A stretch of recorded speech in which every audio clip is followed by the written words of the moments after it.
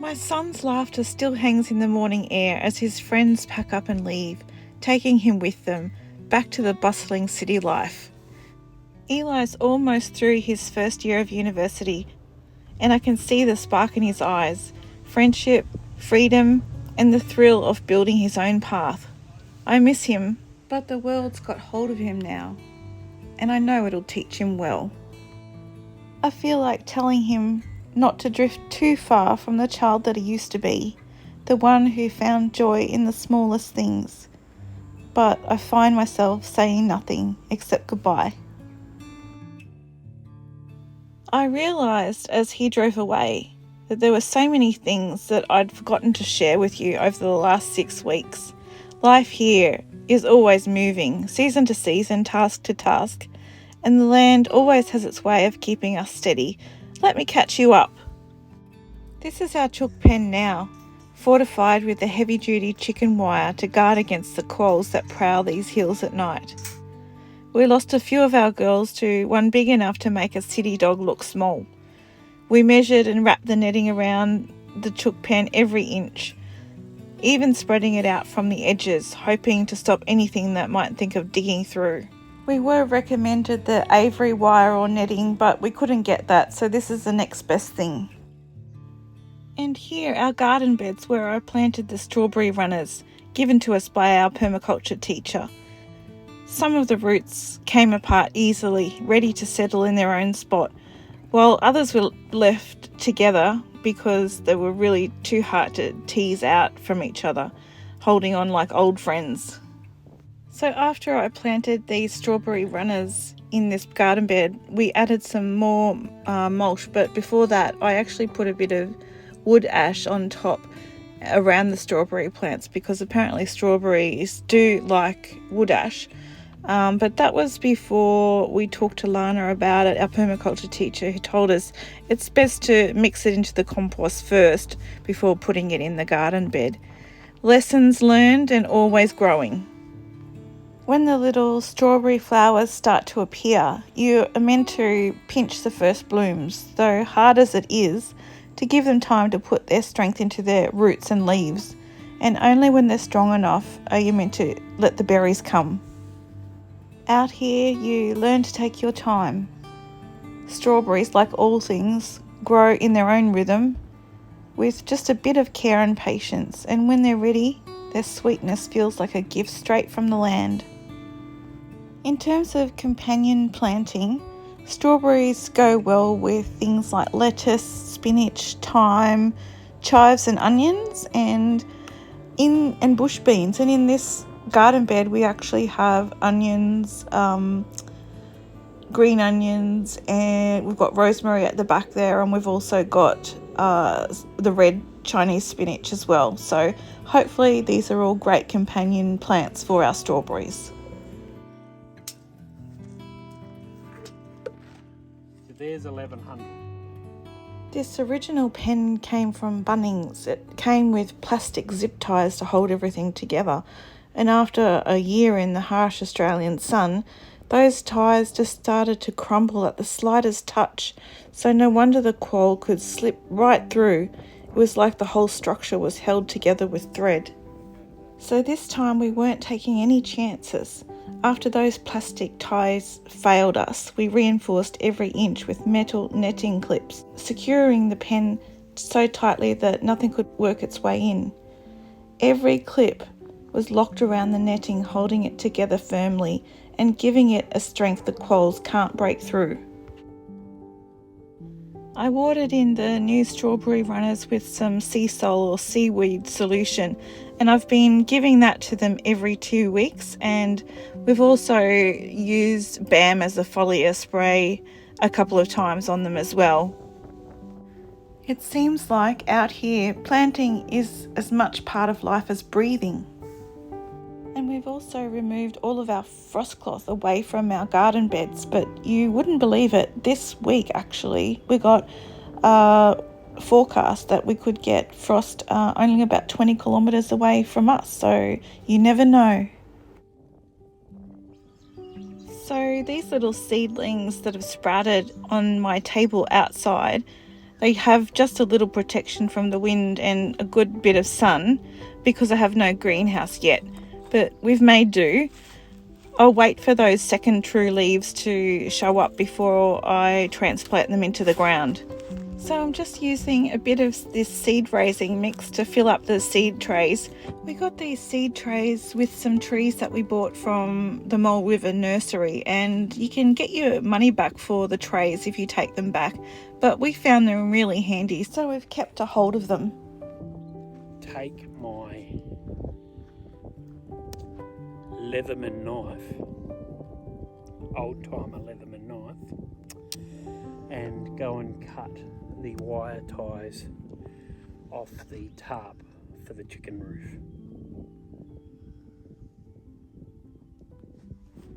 So we're bringing in the heavy duty netting, and unfortunately since we took this video the mower has broken once again and it's not working at all anymore.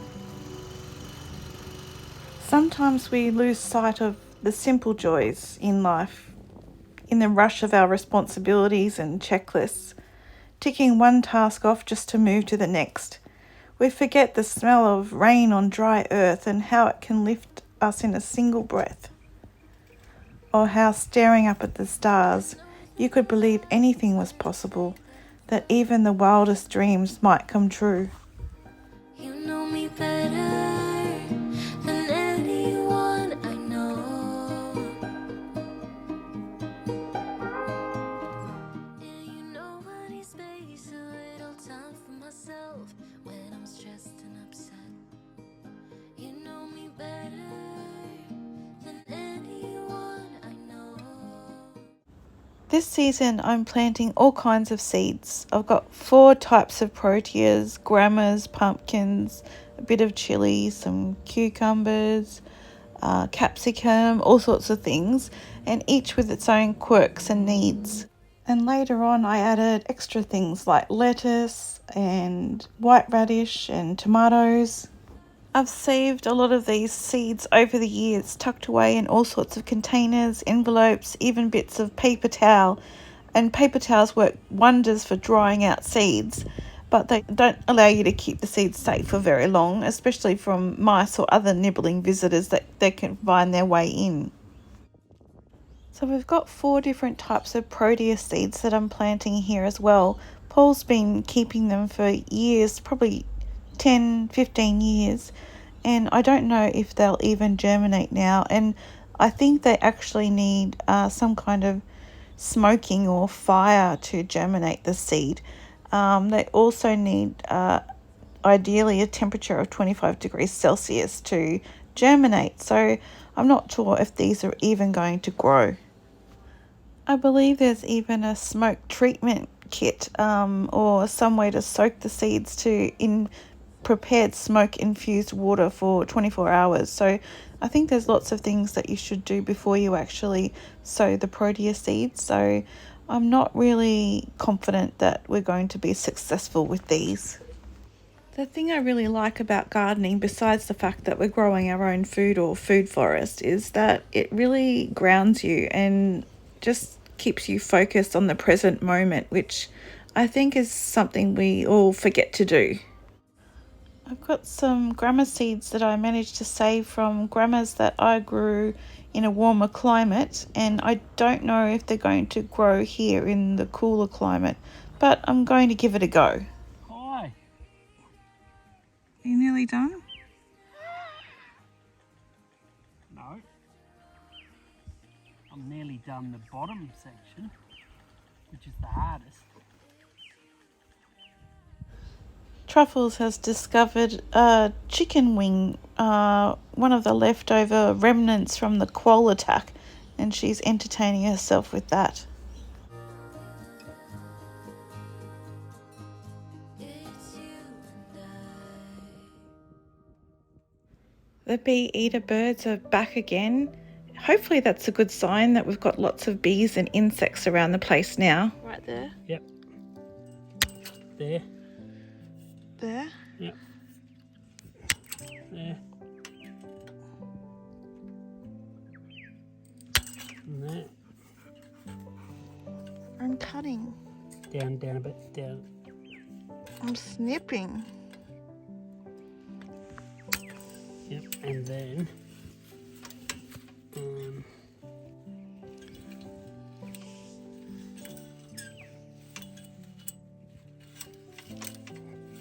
there. Where? There. There. Yeah, in the middle. There. In the middle of that, yeah. Yeah, in the middle of the next one.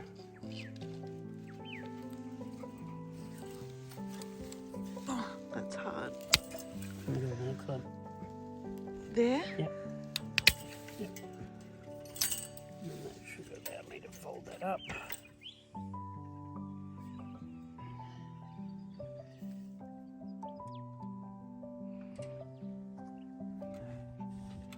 Okay, can you snip there?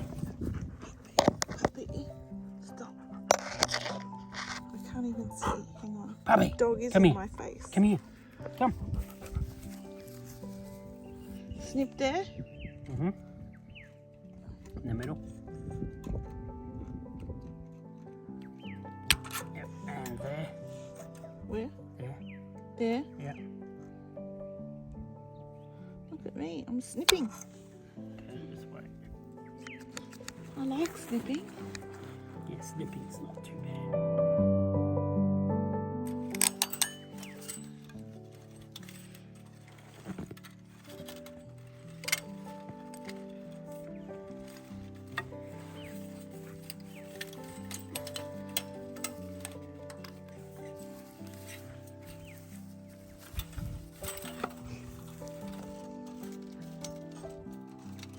That one to there.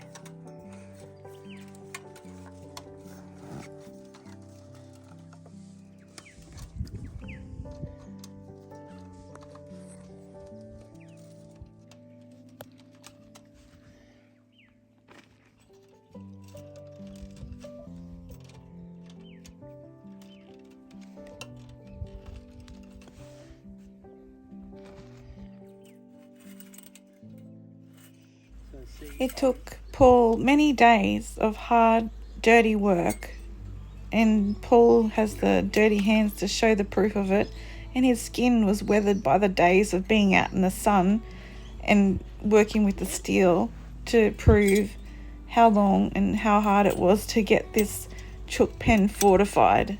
Show us your hands. Nice. yeah, from all the steel. We might actually get away with that.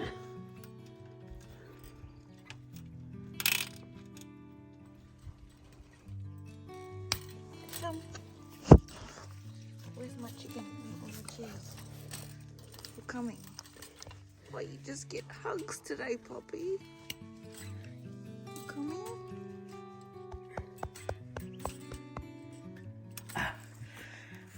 Oh,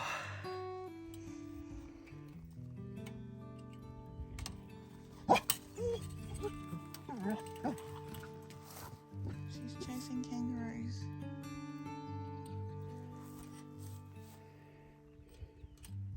Oh, there's a car. She's chasing a car. oh, that Jason puppy. So after 2 or 3 days of working on the chook pen, we finally just have the bottom part of it done.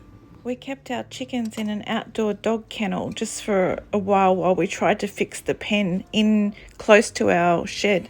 But we got it completed eventually. So over near the suspected arsenic site, I planted sunflowers, even though we're still waiting to get our soil samples tested.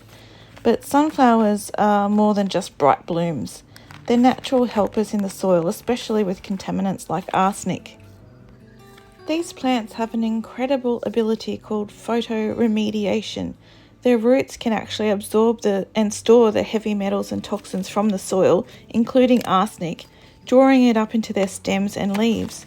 And as the sunflowers grow, they begin to clean and stabilise the soil around them, taking in the harmful elements and reducing the risk of those toxins spreading further.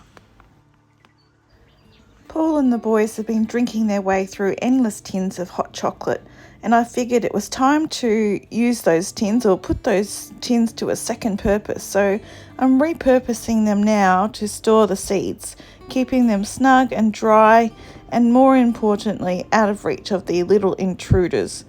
With those tins, I've got a sturdy way to keep my seeds safe until it's time to plant again. I got the idea from honeybee homesteading actually. So with the sunflowers bringing up the toxins out of the ground and cleaning it up, it's a slow process, but it's nature's way of healing the land. And if the tests come back positive for arsenic, we'll have a head start with the sunflowers working to absorb what they can bit by bit. And in the meantime, they'll bring a bit of beauty and hope to a bit of land that's had a rough past. So once the grammas and pumpkins and melons are ready to be transplanted out into the ground, they'll get planted in mounds with rich compost and mulch to hold on to the moisture as they grow. And some seeds I haven't even written what they are, so I'm just calling them potluck from this point.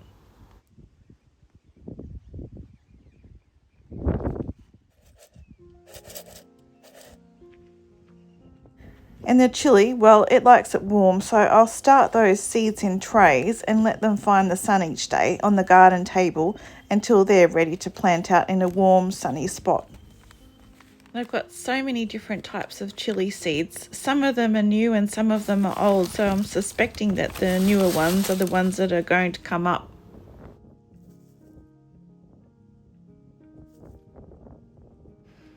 So the lovely Kathy from Little Garden Big Dreams sent me some spaghetti squash and button squash and also some crookneck and a couple of other types of seeds. So I'm going to be planting those in these as well.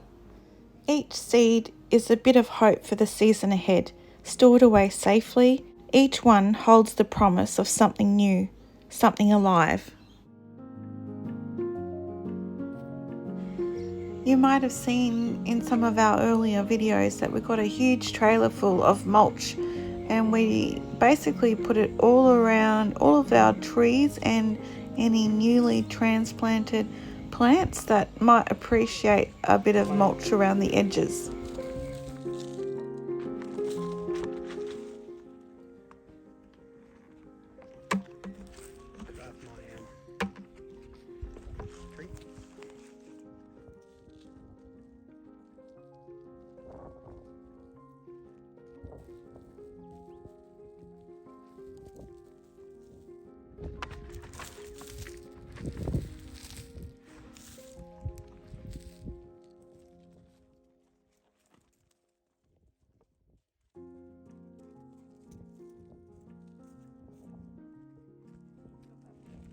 Try not to cover up your entire plant when you're putting mulch around them though.